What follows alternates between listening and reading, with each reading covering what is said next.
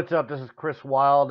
It's another It Had to Be Said. This time we're going to step away from the politics, although there's plenty of things that we could talk about politically that, quite honestly, I would love to slam in your face for all the people that want to be that way. But something else is a lot more dear to my heart. And, well, quite honestly, I feel like we need to talk about it. You got a minute? You want to talk a little bit? For those of you that may not know, I'm obviously a podcaster for an entertainment company called Realm of the Mist Entertainment. I am a huge Star Wars fan. And quite honestly, right now, I am so pissed off and annoyed more than anything else at the fandom. Last week, we had just had the debut of Episode 8, The Last Jedi. It came out to a lot of money. I mean, it made money, of course, and we're going to get into that. But it came out to mixed reviews. Not by the critics. Critics love it all around the board. I mean, it's holding an A rating on CinemaScore. It's holding an 81% on another one and 93% on Rotten Tomatoes, which Rotten Tomatoes is one of the ones we're going to get into in this, all right? But the thing is that there's some people that didn't like this movie. That's fine. I didn't mind. You shouldn't mind. You know what? It was a hard movie to like. I liked it, but it took me multiple viewings and understanding where they were coming from. And also getting over my own personal expectations of what I thought would happen within the movie with certain characters. And of course, my own personal, hero, Luke Skywalker. The guy that's in these pictures next to me.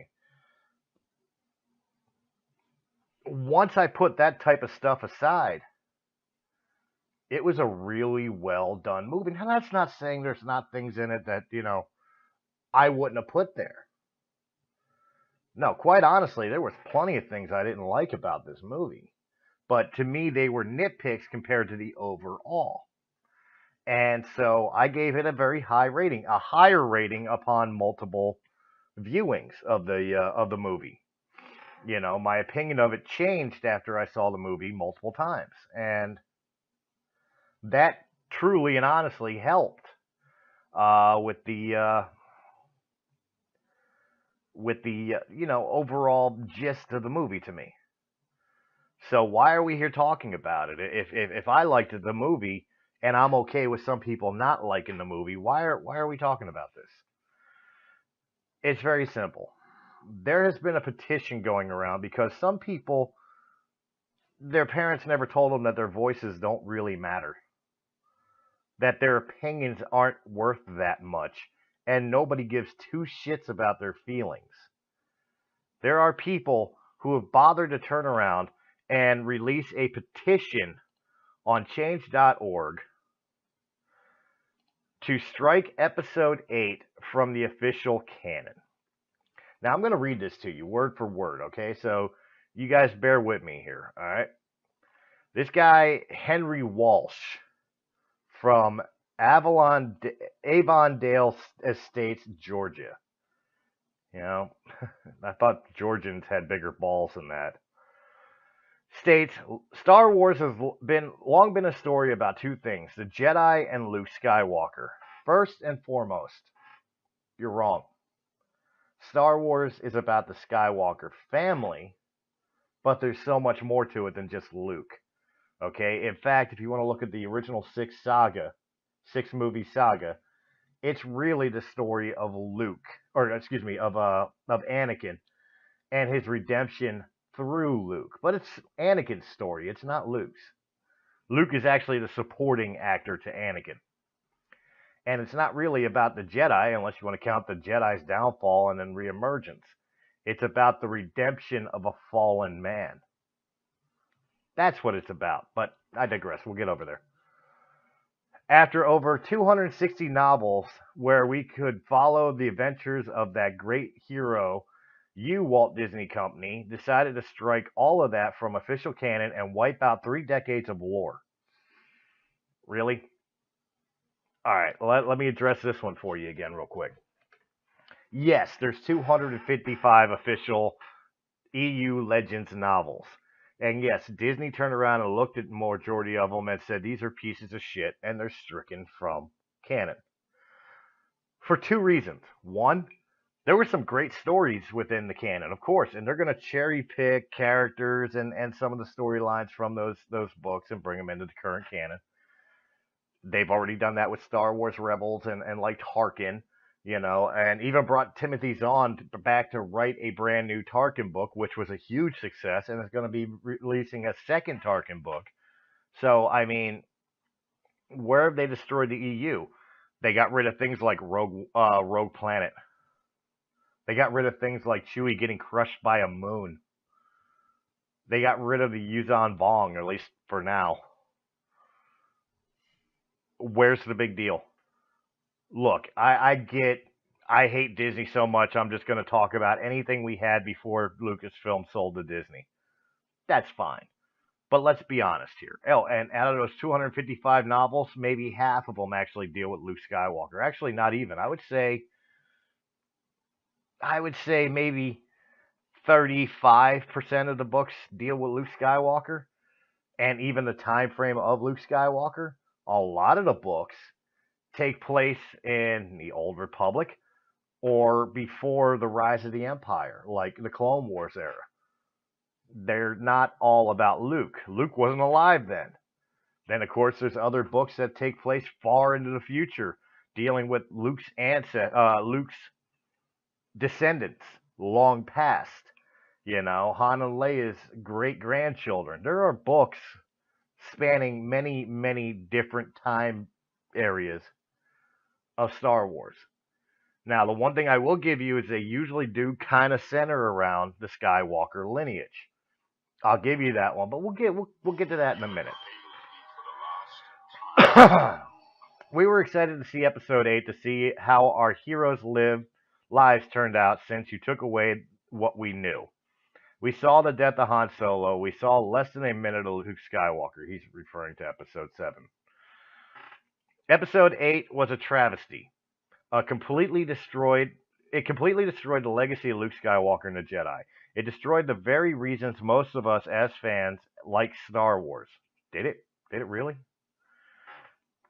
We ask you to wipe out this can be fixed. Just as you wiped out 30 years of stories, we ask you to wipe out one more, The Last Jedi. Remove it from canon, push back Episode 9, and remake Episode 8 properly to redeem Luke Skywalker's legacy, integrity, and character.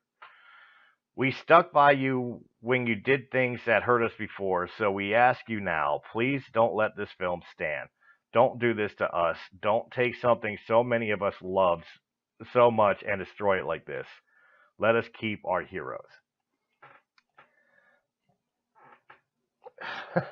Where do I begin on how much is wrong with this statement? First and foremost, Disney did nothing to your childhood. You don't own this property. You didn't write this property. You didn't write any of this property. This property was George Lucas's. George Lucas sold this property, gave this property to Kathleen Kennedy, and then they sold to Walt Disney Corporation. But it's still Lucasfilm. It's not Walt Disney. Walt Disney just writes the checks. Lucasfilm is still doing this. So if you got a problem, it's not with Walt Disney. It's with Kathleen Kennedy. Now let's talk about who wrote this movie, this travesty, as you put it. That would be Kathleen Kennedy, Lawrence Kasdan, and of course Rian Johnson, with supervision from J.J. Abrams. Look, J.J. gave him carte blanche to create the movie he wanted to create, but it was still within the overall ideals of what J.J. wanted to have done. Does that mean that J.J. won't retcon things in 9? No, that doesn't mean that. There's a lot of things in here that could be considered or treated as red herrings. Luke dying, unfortunately, is not one of them. He moved on with the Force. And you know what? I'm not seeing how this was a misjustice to a character. I love Luke Skywalker. I was a kid running around in my little Star Wars pajamas with a plastic lightsaber, standing out in my front yard when I was growing up, swinging it around, acting like passing by cars were TIE fighters. I get it. Luke was a hero to all of us growing up. But heroes fall. Heroes are still human. This guy dealt with some stuff we don't even know about because it's a brand new canon. So yeah, you're right. We don't have the 30 years of books to decide. Oh, Luke took on the ghost of Exar Kun and turned to the dark side at one moment and battled his own clone and all the other stories from the EU. Luke, as far as we know, attempted to rebuild the Jedi Order. And Kylo Ren, aka Ben Solo, son of Han and Leia, turned around and betrayed Luke, destroyed the Order, and he took that to heart. He's got the weight of the galaxy on his shoulders. Now let's add to it. Let's take a minute to allow me to do something that your small brain never did when you went to go see The Last Jedi. Let me help you understand why Luke is the way he is, because it's clearly in the movie. You can't get it. One, he's a crabby old hermit, not just because he's a crabby old hermit.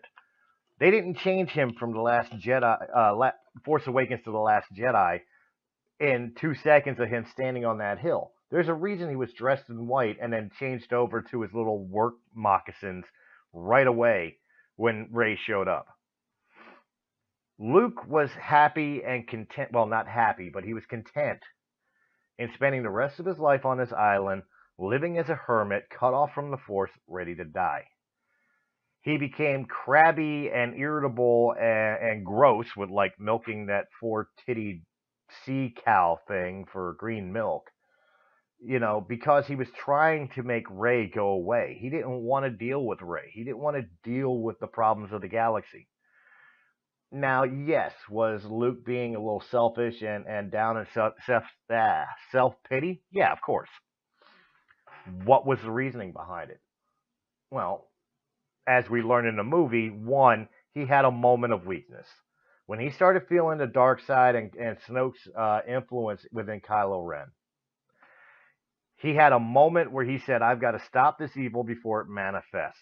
I got to stop this from becoming the re-rise of the Empire, the re-rise of the evil Darth Vader, and the oppression the galaxy battled all at the same time. And he ignited his green blade. And as soon as he ignited, he remembered, that's my nephew and a small boy. I can't do this. I'm Luke Skywalker. I'm a Jedi. Jedis don't do this. And unfortunately, Ben Solo woke up and looked over as Luke was getting ready to extinguish his blade. When he came to his senses and his realization, he had a momentary lapse of reasoning. You've never had that? I've had it. I mean, I never held a lightsaber up ready to, chop somebody in half, but, I've had momentary lapses of reason that could or could not, identify me as the person I am for the rest of my life. We've all had it, okay? We've all said things we didn't mean or done things that had bad repercussions that we regret to this day, that at the moment we thought might have been the right thing to do. The reason I state that, Ben Solo wound up finally giving over to the rest of the dark side, becoming Kylo Ren, destroying the Order, stopping anybody who got in his way, and getting the hell out of there. Luke survived it, sees the destruction that his nephew had created, the deaths upon his Jedi Academy that he was essentially responsible for. And then for the rest of the time, had to deal with the fact that he's carrying the weight of the galaxy of the rise of the First Order, the deaths the First Order has caused, including Han, including the Resistance, and including all the other stories that happened before Episode 7. He had to deal with all those. He had to deal with the fact that not only did he fail Ben, his nephew, and damn near betray his own conscience to do it, but he feels like he betrayed his best friend and his sister, who entrusted him with their kid. That's a hell of a lot for anybody to take on, especially somebody who probably feels as isolated and alone as Luke does.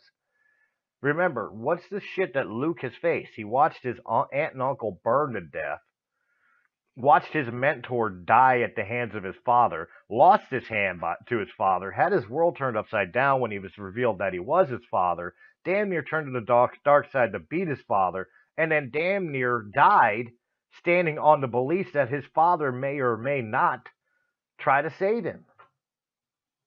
That's the stories we know. And then all this, Luke's had a hard life. I don't blame him for being, I'm done. I've played my role long enough. But no. Now we get to the part where, you know, Rey and Yoda and all them finally get through to him where he's going to step up. He doesn't want to be the Legend of Luke Skywalker anymore, but he's going to step up and he's going to do it. And so he uses every ounce of Force energy he has, the Grand Master Skywalker, to be able to buy time to make the Resistance survive. Because the First Order, I don't know if you paid attention or not on Crate. The First Order was stomping the Resistance. It was dead. It was gone. There was no place for them to escape. No distraction in the way. They launched an attack on that Death Star Tech battering ram laser that failed. If it wasn't for Luke showing up and distracting Kylo, that battle was over. The Resistance was killed. Leia be dead. The First Order would reign supreme. But it was Luke who was able to buy them the time they needed to escape. Buy them the time for Rey to be able to find where they are and a way to access them. And, you know, I'm not heavily spoilers if you haven't figured out by now. There are spoilers in this video. Now, with all that being said, Luke sacrificed himself to save not only the remnants of the Resistance, all 200, 400 people that were left. A lot less, actually, because they all fit onto the Millennium Falcon to get the hell out of there. I don't think the Falcon could hold 200 people. But either way, what was left of the Resistance loaded up on the Falcon and got away thanks to Luke force projecting himself and distracting Kylo Ren. Three things happened out of that scenario. One, we got to see him be the hero because he saved those people, which in turn saved the galaxy because that is the spark that will light the fire that will burn the First Order down. Reason number two, it shows how powerful Luke is. It was already established by Kylo Ren when they were force Skyping with Rey. New Super Crispy, grown in Idaho, frozen fries. What the hell is that? That was the weirdest thing I've heard go through here. Alright, either way, you know, where was I? Oh, number two. Kylo and Rey established that this was something that nobody should be able to do because the effort of it would kill you. Luke is a Grand Master, yes, but remember, he's a lot of self-taught because he brashly ran off to face Vader without completing his training. And then when he came back a couple years later to Yoda died. He really got the abridged version of Jedi training. He didn't have the training of the prequels guys. So, as awesome and badass as Luke is, he's still half complete. And you know, now we bitch about Rey, who's a Mary Sue, but we forget how much of I don't know what the male equivalent of Mary Sue is, so forgive me here, but the male Mary Sue that Luke Skywalker was. But none of us complained because it was Luke fucking Skywalker and he's fucking cool. Until now. Well, guess what? He's still cool. Because again, he showed how powerful he was and how much he was willing to sacrifice himself to protect his sister and the Resistance, which is now redubbed the Rebellion, the rebirth of the Rebellion. Number three, and this is the most important thing. This is the whole entire story arc. Luke did not want the galaxy to think of him as a legend, because in his mind he wasn't. He was a failure. But what he learned through Rey, through Yoda, and through the legacy that was building within Kylo Ren is that the galaxy needed the legend of Luke Skywalker, which was the whole reason why when he died, we had a little scene with Broom Kid and the other slave kids on Canto Bight, which I agree with you. Canto Bight was a mess. You know, it had so much potential. They could have done so much more and so much better with it than give some stupid, animal rights SJW bullshit, which really kind of ruined and took me out of the film. That scene, and of course the story arc of Finn and Finn and Rose, just the movie could have survived without it. But neither here nor there. We're talking about Luke Skywalker. So, those kids are telling the story of Luke's sacrifice, the legend of Luke Skywalker. He became the galaxy's legend that they needed to be able to rally behind, to know that there's always hope as long as you're willing to stand firm. And then Luke peacefully becomes one with the Force. He finally at peace, his mind at ease, lets go, and becomes stronger than you could ever possibly imagine, quoting Obi-Wan Kenobi, when he let go and became one with the Force. How is that not a proper story arc to Luke Skywalker? Because he didn't turn around and face down the First Order with his laser sword? Or he just pissed off that Rey wasn't his daughter? Because let's be honest, that's what this is all really about. This is about the fact that you spent 2 years fan theorizing, I did too, about who's Rey's parents are, who Snoke is, how badass Luke Skywalker's going to be. We were ready for him to ignite the green lightsaber and start wrecking shop on people like we saw Darth Vader do in Rogue One. We got none of that.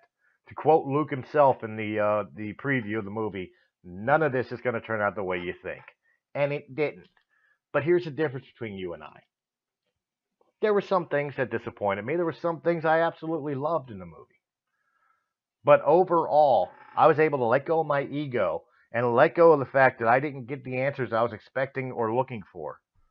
And still accepted the story for what it was, which was entertaining, solid, and it's going to lead somewhere that's going to be explained at the end of the trilogy in episode 9.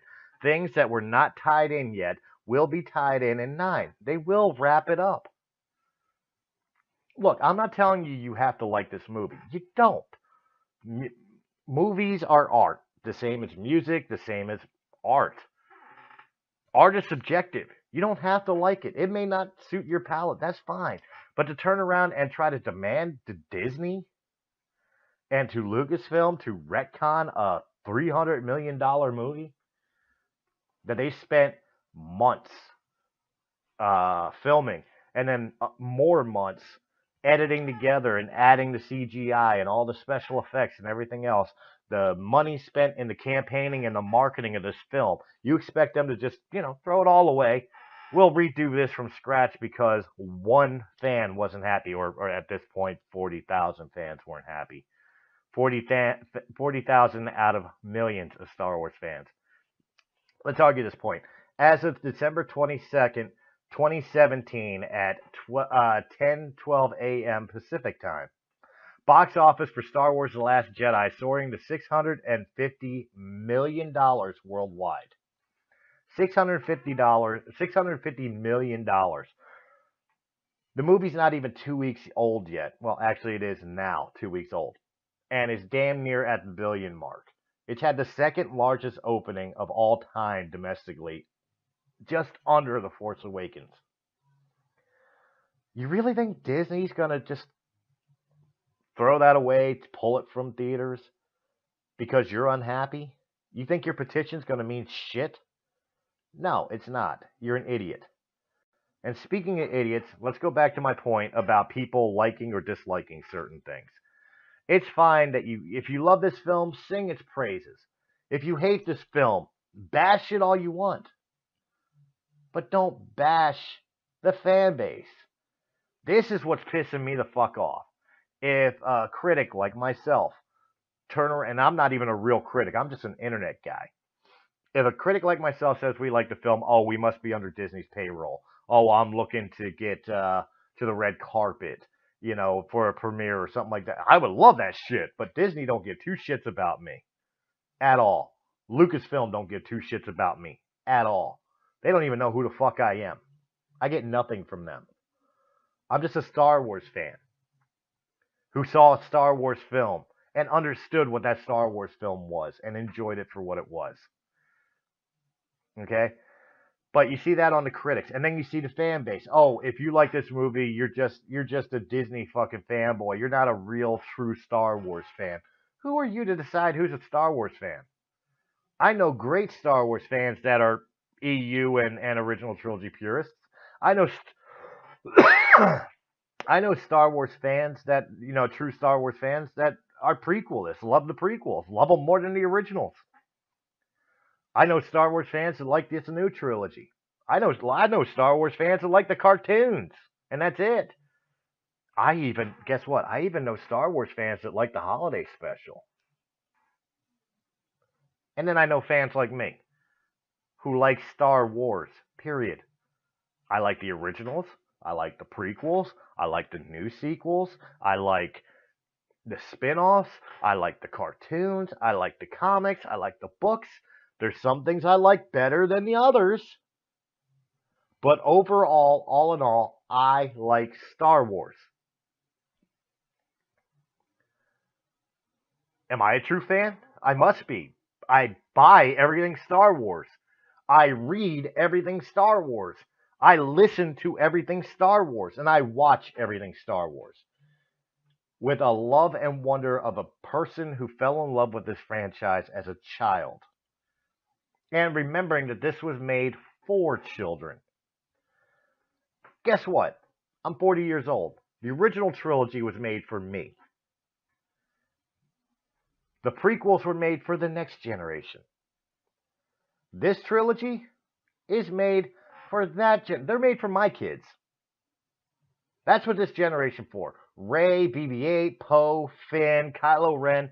That's my kids' Darth Vader and Luke Skywalker and Han and Leia. It just so happens that Dad still likes this stuff too. But that's who the target audience is. George Lucas himself said it best. I made this for 12-year-olds. But it could still appeal to the 12-year-old inside each and every one of us. Okay? But when you start dogging fans because they like a film or don't like a film,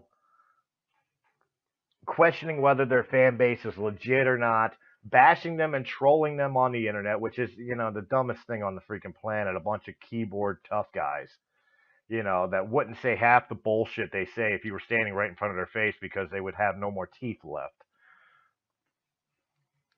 Plain and simple. The only people that hate Star Wars the most is Star Wars fans, and that's absolutely disgusting. Why can't we just turn around and be happy that there's still Star Wars? Back in 1983, when the Return of the Jedi released, we thought that was the end of Star Wars. There was going to be no more stories. And then it took 16 years, and all of a sudden, here comes Episode 1. Now, were they as good as the original trilogy? Of course not. In fact, one of them was the absolute worst Star Wars movie ever made. I won't say which, we already know which ones. But when I retcon in my own mind, not make Lucasfilm, not make George Lucas the maker of Star Wars, turn around and change his own stories, I just choose to ignore certain things that bothered me within the prequel saga. I.e., midichlorians and Jar Jar Binks. You remember those? We used to bitch about those a lot. I ignored them. I ignored the little argument about sand.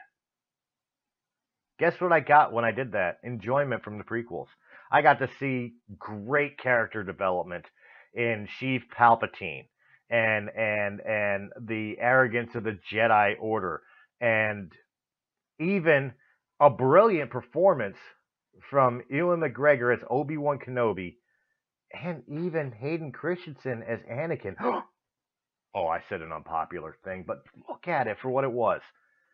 Anakin was supposed to be a whiny bitch. He didn't know how real life worked. He was born a slave with no dad.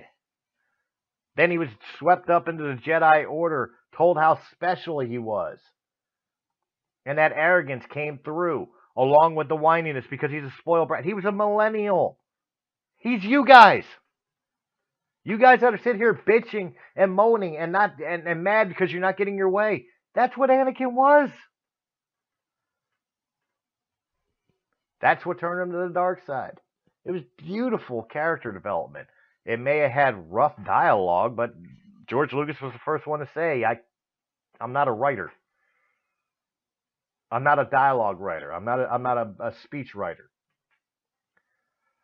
But you guys bashed it so much that Lucas gave away his own property. He sold it, but really he gave it away because he donated a majority of that money that he got for Lucasfilm and Star Wars.